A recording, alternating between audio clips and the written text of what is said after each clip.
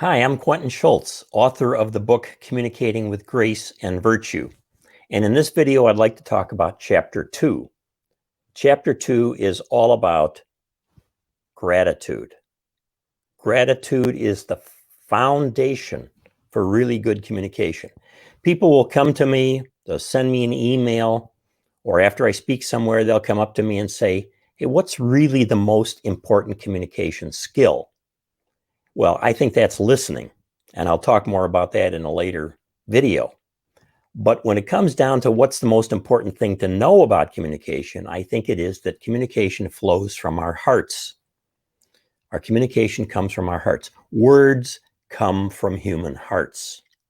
We can't get away from that. We can think it's just from our mind and we're rational, but no, communication comes from our hearts. So the condition of our hearts is very, very important. And the place to begin, the missing first chapter, in fact, in many books on communication, is a chapter on gratitude. So I'd like to tell you why gratitude is so important and to give you some reasons why you and me and everybody else who has the gift of communication should be so grateful. Chapter 2, from Communicating with Grace and Virtue. Let me first just kind of paint a picture here for you. This is an interesting way to think about communication, that our communication tends to take place along a continuum. So on one side of the continuum, we have gratitude. On the other side, we have ingratitude. And people who tend to be grateful communicators also tend to be people who encourage, and they forgive, and they listen well. And then people whose hearts are so oriented that they're not grateful people, they have a heart of ingratitude. They tend to be communicators who tend to criticize and to resent and to dismiss others. So this is a continuum. Now, we are never all the way on one side or the other. It's a continuum. And we have days or weeks or sometimes years in our life where we inhabit somewhere along this continuum. But as we become aware of where we are on the continuum, we can begin to move. And the more we go toward gratitude, the more we're going to see that we become the kind of person that others like because we encourage and forgive and listen. So the key here is understanding that the orientation of our hearts is extremely important. And we need to cultivate gratitude in our communication. Otherwise, we will become ungrateful communicators, and we will tend to criticize and to resent and to dismiss and other very, very negative things that come with it. So here are some reasons to be grateful servant communicators. First of all, the gift of shared understanding. The gift of shared understanding. Now, let me highlight this a little bit. It is so, so important. How do we define communication? Really, how do we define it? We all think we know what it is, but what is it? I think the best way to approach this is to say that communication is shared understanding. Shared understanding. Whenever we're creating shared understanding, we're communicating well. And when we're not communicating well, we are not creating shared understanding. We're creating miscommunication. We're creating various kinds of misinformation and conflict and other things that come because we don't really understand each other. So shared understanding is a marvelous gift when it happens. It's not automatic. It's not just there. We have to work at it. And of course, there's grace that comes in as well that makes it happen. But shared understanding is really the key here. It is the definition of communication. And whenever it happens, and we can understand one another, we should be grateful. So I'm making a presentation, and if you can understand me, I'm grateful for that. Really, I'm doing the best I can within the limits of what I have as a human being and my skills and the like and the orientation of my heart. But whenever it's there, that shared understanding, it's truly a gift. The gift of communicating from our hearts as well. Number 2. The gift of communicating from our hearts, communicating affectively. You know, we can communicate on a very superficial level. pass the salt. We pass the salt. But when we have something to say from our hearts, and we are able to share that with someone else, it's a remarkable gift.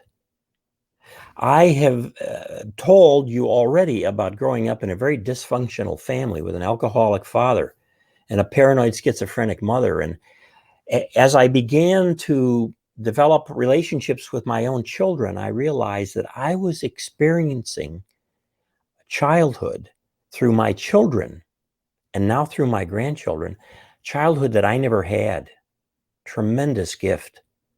And I could share that with my wife, and I could share it with my kids, and to be able to get together with my son and have those conversations that I never had with my father, those conversations of the heart, it's a tremendous gift. I could tell you stories about ways that we have shared from our hearts as father, son, that to me are just so remarkable, such a gift, because I never had them. Whenever we communicate heart to heart, it's a gift. It really is. Third, we have the gift of influencing others and being influenced. Influencing others and being influenced, it's a gift. We're all born into a world where there are problems. People have problems in life, and people want to grow spiritually. They want to grow relationally. They want to grow educationally. How does that happen? It happens in part from influence. And so through the gift of communication, we are able to influence one another. Now, sometimes it's influence for bad because it doesn't exactly go the way we would like. But when it's good influence, in right ways, with the right things, it is a gift. I thought about this for years as a teacher. Whenever through my teaching, I could influence my students in a way that they picked up more on what communication is all about, and they lived more redemptive, better communication, it was a gift. And when I produce a video like this or write a book, let's say I get an email from somebody and it says, it made such a difference in my marriage. Or I really want to now learn about communication. I don't take it for granted. It's a gift that I could influence them.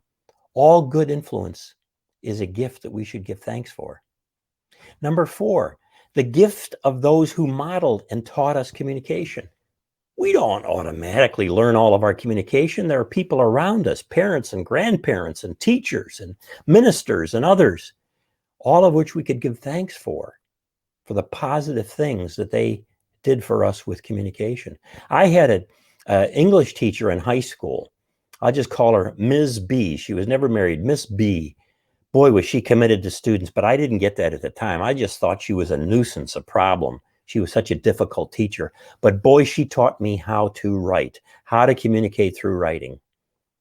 She was a blessing to me in many ways, and I'm grateful for her. The gift of meta-communication. Number 5, the gift of meta-communication. We can communicate about communication. Communicate about communication. It's a gift. It's called meta-communication. I'm doing it with this video right now and in my book. And all the time in our lives, we're thinking, how is our communication going? And it's not going so well, or it's going well, and we get together with other people. We see what's going on. A pastor sits down with somebody in the congregation. How's the preaching going? Give me some feedback. Meta-communication, communication about communication, is a phenomenal gift. The gift of intrapersonal communication. Number 6, the gift of intrapersonal.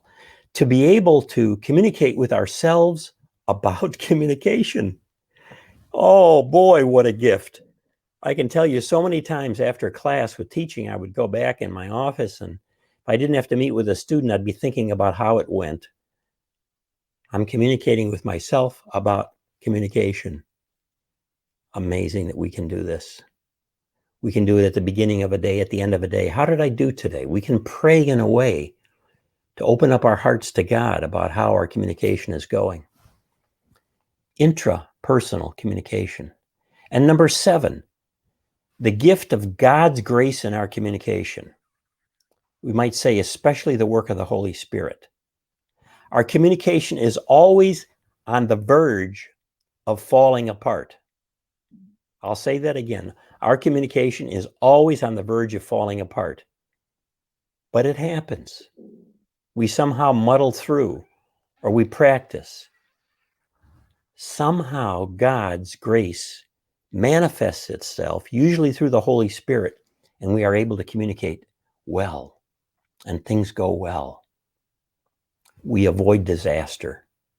It's grace. It's a gift. So as my grandson said, and I talked about in the first video, wow, I wasn't expecting that. We find out that so much of our communication is a gift, beyond what we expected, often for good, and we ought to give thanks.